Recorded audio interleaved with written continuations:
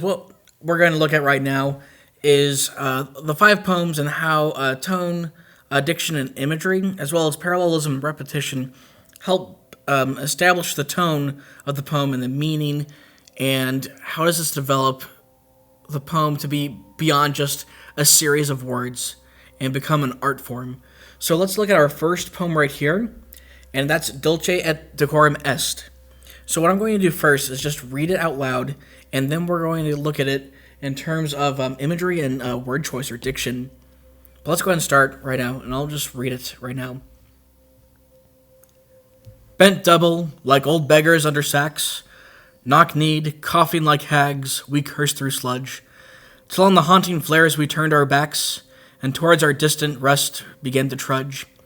Men marched to sleep, many had lost their boots, but limped on, bloodshod. All went lame, all blind, drunk with fatigue, deaf even to the hoots of gas shells dropping softly behind.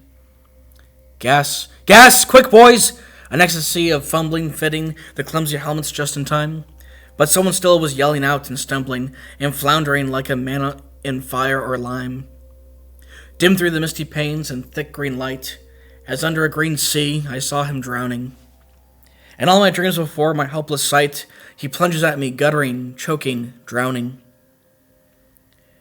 If in some smothering dreams you too could pace behind the wagon that we flung him in, and watch the white eyes writhing in his face, hanging face like a devil sick of sin. If you could hear at every jolt the blood come gargling from the froth-corrupted lungs, obscene as cancer, bitter as the cud of vile incurable sores on innocent tongues, my friend, you would not tell with such high zest to children ardent for some desperate glory the old lie, dulce et decorum est, pro patria more. Notes. Latin phrase is from the Roman poet Horace, which means it is sweet and fitting to die for one's country. And that poem is by Wilfred Owen. So let's go ahead and go back to the beginning. And I'm just going to annotate and again highlight, circle things that I am intrigued about. And let's go ahead and first look at imagery and word choice. And when we're looking at that, how does it build the tone or the attitude of the poem? So the first thing I see is on the first line, the simile, like old beggars under sacks. And for me, that's an image that is the first thing that is built for me to think about and have everything built there. And that's a visual sight, is that I'm seeing old beggars under there. And then in our second line, knock-kneed, coughing like hags, we curse through sludge. I thought of like coughing like hags, sludge. Those are images that I see for me. Till on the haunting flares we turned our backs, and towards our distant rest began to trudge. Men marched to sleep, many had lost their boots, but limped on, bloodshod. So I'm looking at limped. It just comes to me. I am curious to know why he has that first. All went lame, all blind, drunk with fatigue, deaf even to the hoots of gas shells dropping softly behind. So when I'm seeing this, like the words that I have here, like when I see limped, lame, blind, and deaf, they have some, similarities. They're all ailments, and they're all disabilities that can be put on someone. And because of that, I build this idea that maybe like the word choice was intentional here. And if you haven't noticed already, when we see gas shells dropping softly behind,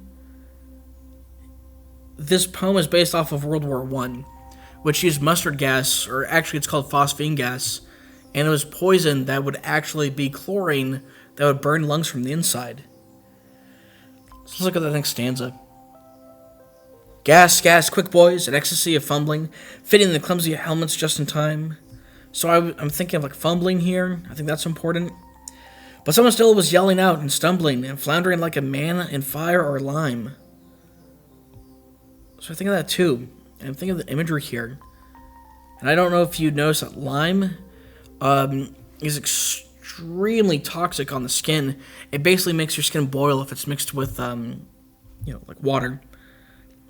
Dim through the misty panes and thick green light, as under a green sea, I saw him drowning. So again, if you know World War I, this whole idea is that this is mustard gas, which was this like greenish yellow color, and it came in like a soup, basically like a really thick fog.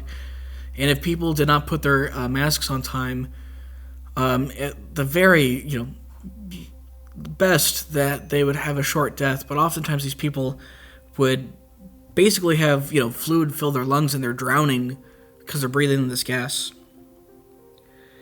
In all my dreams before my helpless sight, he plunges at me, guttering, choking, drowning. So when I see these two words, I think of, the auditory version, that I hear him, guttering, and then I could see him, drowning. And it's more of a visual for imagery. If in some smothering dreams you too could pace behind the wagon that we flung him in, and watch the eyes writhing in his face, his hanging face like a devil sick of sin, if you could hear at every jolt the blood come gargling from the froth-corrupted lungs, and again, I think that's, auditory.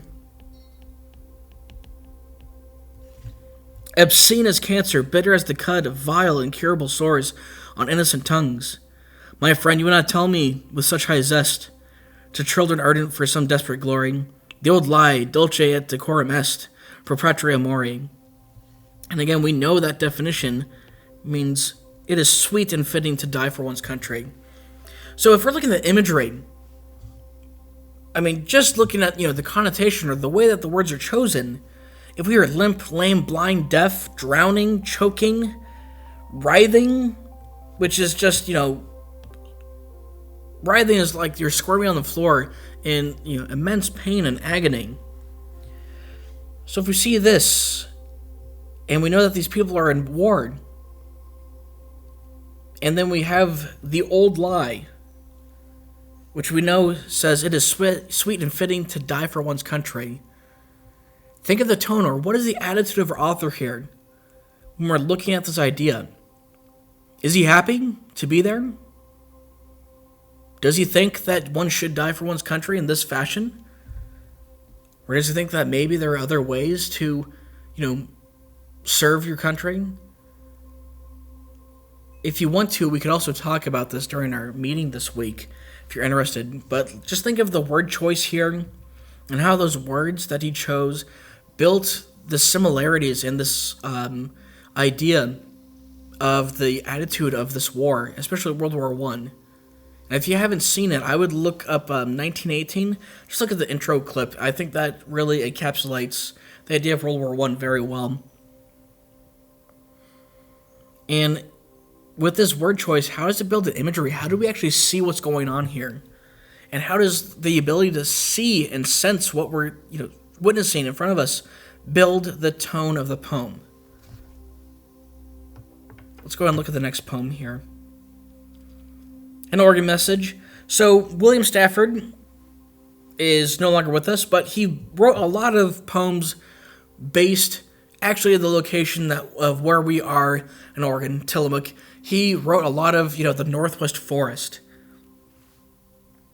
And when we look at this, let's go ahead and look at an organ message and the concept of what he's writing and the words that he chooses and how does it build the tone of what he is actually explaining. And I'll start. An organ message. When we first moved here, pulled the trees in around us, curled our backs to the wind, no one ever hit the moon. No one. Now our trees are safer than the stars, and only other people's neglect is our precious and abiding shell, pierced by meteors, radar, and the telephone. From our snug place we shout religiously for attention, in order to hide. Only silence or evasion will bring dangerous notice, the hovering hawk of the state, or the sudden quiet stare and fatal estimate of an alerted neighbor. This message we smuggle out in its plain cover, to be opened quietly. Friends everywhere, we are alive. Those moon rockets have missed millions of secret places. Best wishes. Burn this. William Stafford. So, already, if he's talking about Oregon, let's go ahead and look at the first stanza here. When we first moved here, pulled the trees in around us. So if we're looking at, imagery, we can actually, feel this. This is tactile. So when we're looking at the five senses, see, smell, taste, touch, and hear, we're touching this. We can feel the trees pulling, curled our backs to the wind. And whenever I read this, I think of, when you have that chill go down your spine, when it's so windy that it goes straight to your bones. No one had ever hit the moon. No one. So what he's saying here is that these are, choices they made. When he says no one had ever hit the moon, that means that, the United States had not landed on the moon yet. So, I hope you can read my writing. I apologize. And so he continues. He's basically saying, by when I was first here, we haven't even reached, this milestone. And then he continues. Now our trees are safer than our stars, and only other people's neglect is our precious and abiding shell, pierced by meteors, radar, and the telephone. So here he's using, precious and abiding shell, pierced by meteors, radar, and telephone. So he's explaining that people are, becoming apparent. They're beginning to recognize this forest that we have here in Tillamook and in the Pacific Northwest of Oregon. From our snug place, we shout religiously for attention in order to hide. Only silence or evasion will bring dangerous notice. The hovering hawk of the state, or the sudden quiet stare of the fatal estimate of an alerted neighbor. So I like sudden quiet. And I say only silence or evasion will bring dangerous notice. And then the hovering hawk of the state. I think that's, imagery for me of the idea. So now we're saying how great this place is, but now we're afraid that us sharing this detail is going to bring more people in.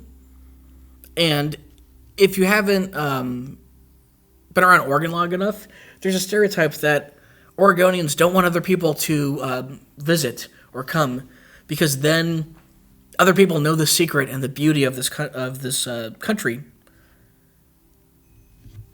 And then he continues, the fatal estimate of the alerted neighbor. So think of the word choice that he goes from the beginning. He says, how interesting, how pure this land was. And when we're going to the second stanza, his word choice is building this idea that people are beginning to recognize Oregon's beauty.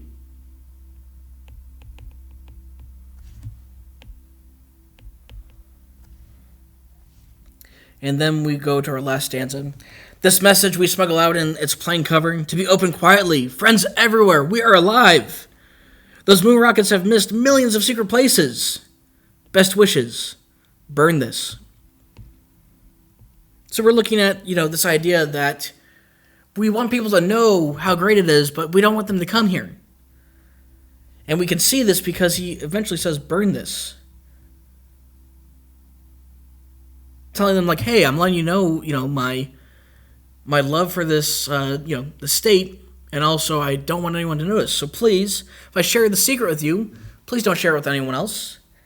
And we can see, the imagery here as well, and the word choices of moon rockets and missed millions of secret places. And then he finally finishes with burn this. And for me as an Oregonian, I know there are multiple places that I like to go to that when I was 9 when I first moved here, and it was amazing. I loved it. There's a place between Cannon Beach and Seaside called Hug Point, and I love it, and I thought it was a great secret place, but now everyone goes there, and it's disappointing. However, I understand that people want to, appreciate it, but we're looking at, tone. What is he saying? And I think if you're looking at the beginning here to the end, does the tone change? And what is he really trying to say about this? And how does imagery or sensory language build this idea of Oregon? And that's our second poem. Let's go ahead and look at After Years. This is by Ted Kooser. And this poem is about, saying goodbye to someone. It says, after years. Today, from a distance, I saw you walking away, and without a sound, the glittering face of a glacier slid into the sea. An ancient oak fell into the Cumberlands, holding only a handful of leaves, and an old woman scattering corn to her chickens looked up for an instant. At the other side of the galaxy, a star 35 times the size of our own sun exploded and vanished, leaving a small green spot on the astronomer's retina. As he stood on the great open dome of my heart with no one to tell. So let's go ahead and look at this first line that goes into the second line. And it says, today from a distance I saw you walking away. So if we're looking at the word choice here, or the diction, I mean, something's ending, right?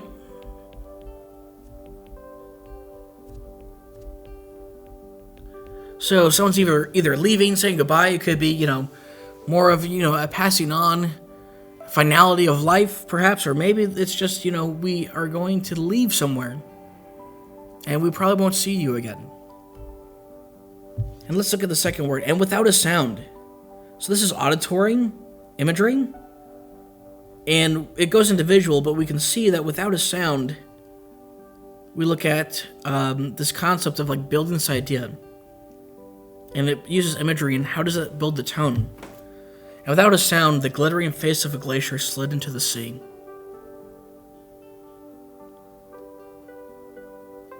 And if you've ever seen a glacier, they're extremely massive, and in some ways, like when they crash or they break off, there's something, there's a sense of finality that you won't see this again. And in some ways, it could be represented as, as tragic. Then he continues. So we have visual imagery here of a glacier slid into the sea. We even have glittering here for imagery as well. And then he continues. An ancient oak fell in the Cumberlands, holding only a handful of leaves. So let's go ahead and just break this down here. So now we have an ancient tree that only had a few leaves left. So it's not like lightning struck it and that's the end of it. We understand that this tree, has had time to build and grow, and eventually we know that the tree is dead because there are barely any leaves left on it. And again, there's a finality when you see this majestic old tree that eventually, is destroyed. And I think of the largest Doug fir in Oregon that was struck by lightning. And there was a sense of, loss in that way. So when we're looking at this word choice here and the imagery of seeing a tree falling, what is the tone? What is he trying to say about this when he saw someone walk away? And they continue. An old woman scattering corn to her chickens looked up for an instant. And I think this is more, figurative. I don't know. I don't know the exact meaning of what he's trying to say here. But we know that the other two seem much more grand and majestic. But at the same time, an old woman, giving food to chickens and looking up for an instant, we see that this person had a long life, and they're still giving. And maybe that is the association that he is trying to say with everything else here as well. Something so grand is, potentially coming to an end. And then he moves forward in line 8. At the other side of the galaxy, a star 35 times the size of our own sun exploded and vanished, leaving a small green spot on the astronomer's retina as he stood on the great open dome of my heart with no one to tell. So when we're looking at this new idea in the word choice, we recognize how massive this is happening. And let's look at word choice again, and how does that, also build this idea of imagery that eventually leads to tone.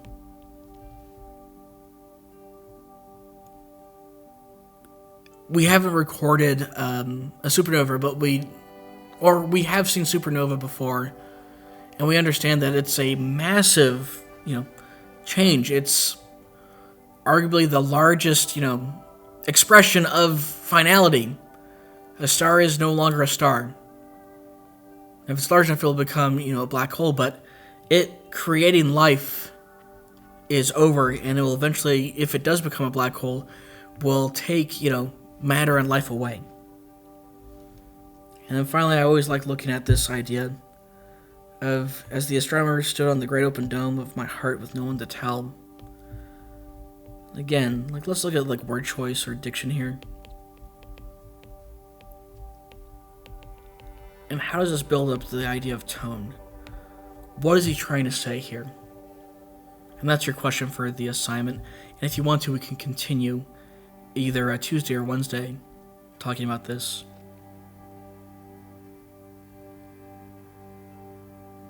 Now I'm going to move forward towards, even though you could use imagery and word choice, they're both present in our last two poems, I think we should look more so at repetition / parallelism. I'm going to misspell that word. Sorry. Yep, it's still misspelled. And then repetition, parallelism, and parallel structure.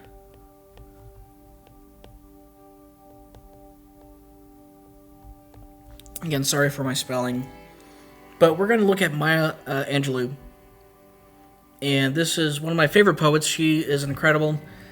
She is one of the most famous poets of the 20th century.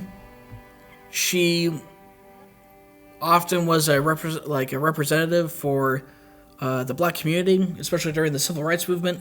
Her poems help express a section of our country that even now isn't as well represented as it should be. So here's Maya Angelou, and I can't do her justice. I would look up online to see her reading of this poem. It is so much more impactful than what I can do. And if we're looking at tone, I think just the way that you say a poem is going to build that as well. But I will do my best.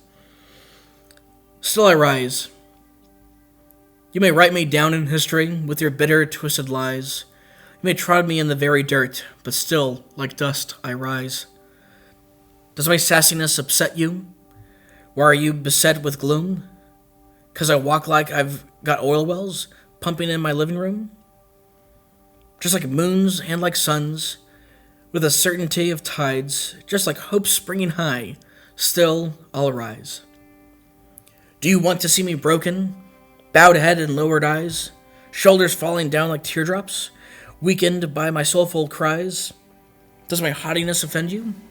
Don't you take it awful hard? 'Cause I laugh like I've got gold mines digging in my own backyard. You may shoot me with your words, you may cut me with your eyes, you may kill me with your hatefulness, but still, like air, I'll rise. Does my sexiness upset you? Does it come as a surprise that I dance like I've got diamonds at the meeting of my thighs? One of the huts of history's shame, I rise. Up from the past that's rooted in pain, I rise. I'm a black ocean, leaping and wide, welling and swelling, I bear in the tide. Leaving behind nights of terror and fear, I rise. Into a daybreak that's wondrously clear, I rise. Bringing the gifts that my ancestors gave, I am the dream and hope of the slave. I rise, I rise, I rise. Maya Angelou. And as always, I think you could always look at imagery here and word choice, which clearly is apparent here. But right now, I'm just going to highlight what I find as annotation. And very first, let's just look at Still I Rise. So let's look at the first stanza. I see it there. I see it in the third stanza.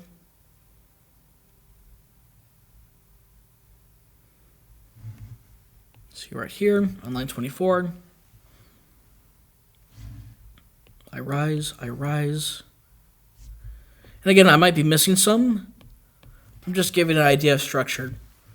So there's one form. And let's go ahead and go for another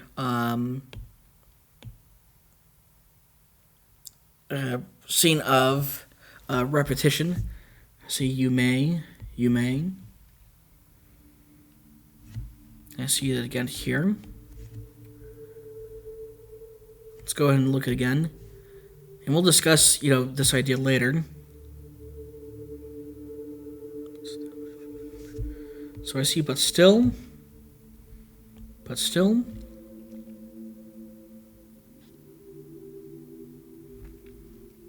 look again. And again, I know I'm going to miss some repetition here.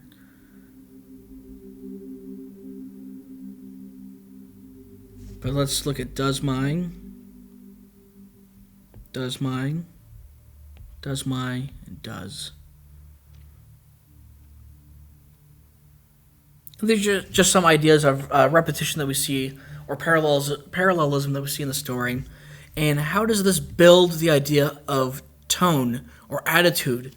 What is Maya Angelou trying to say about this experience that she's saying? I mean, just in terms of word choice and imagery, there's plenty of there. But I would say look at the idea of I rise. If we only had it once, what would that mean? But since we see it 1, 2, 3, 4, 5, 6, 7, 8, 9, 10, 11 times, this repetition, what does it say hearing it multiple times? When we hear I have a dream speech and we hear I have a dream multiple times, how does hearing it multiple times build the concept of that poem? And that's what I want you to think about when you're reading this and building the idea of tone or attitude of this structure. Let's go ahead and look at the next poem. This is our last one. And let's go ahead. Same thing. There's also still a lot of imagery and great diction or word choice here. But let's just focus on repetition or parallelism. And how does it build tone? So this is by Maggie Smith, and it's called Good Bones. Life is short, though I keep this for my children. Life is short, and I've shortened mine. In 1,000 delicious ill-advised ways, 1,000 deliciously ill-advised ways, I'll keep for my children. The world is at least 50% terrible, and that's a conservative estimate, though I keep this for my children. For every bird, there is a stone thrown at a bird. For every loved child, there is a child broken, bags sunk in the lake. Life is short, and the world is at least half terrible. And for every kind stranger, there's one who would break you, though I keep this for my children. I'm trying to sell them the world. Any decent realtor walking you through the real place chirps on about good bones. This place could be beautiful, right? You could make this place beautiful. Maggie Smith. If you notice there was a word there that I did not say, that's because you can read it, and I do not want to get demonetized, even though I don't make any money off this. So, again, I'm going to do the same thing as I did with Still I Rise. I'm going to highlight places that I see repetition, and you can do this along with me. I see life is short. I see life is short again right here. What else? I'm going to look at another one. I'm going to go to yellow. I keep this for my children. I'll keep this for my children. I keep this for my children. And we're also looking at, parallel structure as well. Remember how you could have it be at a colon? This place could be beautiful, right? You can make this place beautiful. So we look at it there, and that also is built of repetition. Let's see, what else? 1,000 deliciously. I think those work very well. For every bird, and then for every loved child. There's a system there. Then we also have, Let's go with gray. The world is at least 50% terrible, and then the world is at least half terrible. So when we're hearing this, what is Maggie Smith trying to say, and how does this build tone? How does the parallel structure as well as the repetition build there? And if you would like, I would be more than welcome to hear you during one of our open conferences, or if you want to, we could also look at the assignment itself during a focus intervention. And that should do it. I am very excited to see you in one of our meetings this week.